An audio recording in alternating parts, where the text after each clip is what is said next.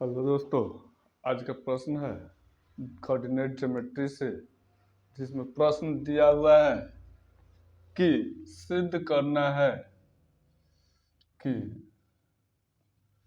सिद्ध करना है कि तीन बिंदु दिए हुए हैं जो कि क्रमागत है। तीनों बिंदु जो है क्रमागत करने के लगातार हैं, जिसमें पहला बिंदु 2 1 है, दूसरा बिंदु 5 - 1 है और तीसरा बिंदु 8 - 3 है। और तीनों जो बिंदु हैं वह संरेख है, यानी संरेख करने का अर्थ है कि एक सिद्ध में। जैसे मान लीजिए कि यहाँ ए बिंदु हो गया और यहाँ पर बी बिंदु हो गया और यहाँ पर सी बिंदु हो गया, और तीनों का निर्देशांक क्रम से मान लीजिए कि यह 2 1 हो गया और बी का निर्देशांक 5 - 1 हो गया और सी का निर्देशांक आपको 8 - 3 हो गया। तो ये यही सिद्ध करने, तीनों बिंदु जो है एक सिद्ध में है।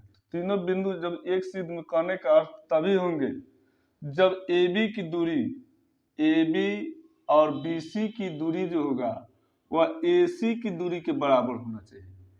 तो सबसे पहले हम AB की दूरी निकालेंगे। AB बराबर हो जाएगा, AB जो होगा वह AB बराबर क्या होगा, दूरी सूत्र से इसको हम लोग निकालेंगे x1 - x2 के द होल स्क्वायर, यानी x1 आपका हो गया 2 और x2 हो जाएगा 5, यानी 2 - 5 के द होल स्क्वायर और y1 - y2 के द होल स्क्वायर, यानी 1 और -1 के द होल स्क्वायर। तो यह हो जाएगा, इसलिए AB बराबर 2 में से 5 जाएगा 3 के स्क्वायर हो जाएगा और 1 माइनस माइनस प्लस हो जाएगा, तो यह +1 के होल स्क्वायर हो जाएगा। तो यह हो जाएगा आपको AB बराबर √3 के स्क्वायर, 1 और 1 2 हो जाएगा, 2 के स्क्वायर हो जाएगा। तो आपको हो जाएगा AB बराबर √3 के स्क्वायर करेंगे 9 होगा और 2 का स्क्वायर करेंगे तो 4 होगा, यानी AB बराबर हो गया आपको √13। अब इसी तरह हम लोग BC की भी दूरी निकालेंगे। BC बराबर हो जाएगा, यह हो जाएगा 5 जो होगा इधर x1 हो जाएगा और 8 x2 हो जाएगा। तो यह हो जाएगा 5 - 8 के द होल स्क्वायर प्लस -1 और -3 के द होल स्क्वायर।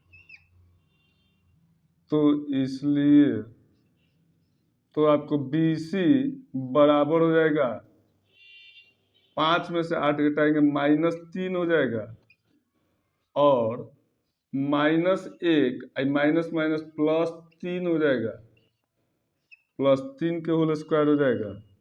अब आपको BC बराबर माइनस का स्क्वायर करेंगे प्लस होगा और 3 का स्क्वायर करेंगे 9 होगा, अब -1 और +3 यानी +2 के होल स्क्वायर हो जाएगा। तो इस प्रकार BC बराबर हो जाएगा 9 और 2 का स्क्वायर करेंगे 4 हो जाएगा, यानी यह भी क्या हुआ √13 हो गया। अब हम AC का यानी पूरे का मान निकालेंगे। तो चूंकि AC बराबर हो जाएगा एक AC का मान निकाले तो यह x1 हो जाएगा और 8 x2 हो जाएगा। तो यह 2 - 8 के द होल स्क्वायर प्लस 1 और -3 के द होल स्क्वायर। तो इसलिए AC बराबर होगा, 2 में से 8 जाएगा -6 के स्क्वायर हो जाएगा और 1 -3 के होल स्क्वायर हो जाएगा। अब हम यहाँ AC का मान माइनस का स्क्वायर करेंगे प्लस हो जाएगा और 6 का स्क्वायर करेंगे तो ये 36 हो जाएगा।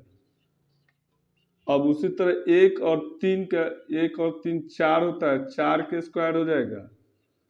तो AC बराबर 36 आप प्लस 4 का स्क्वायर कीजिएगा तो 16 हो जाएगा।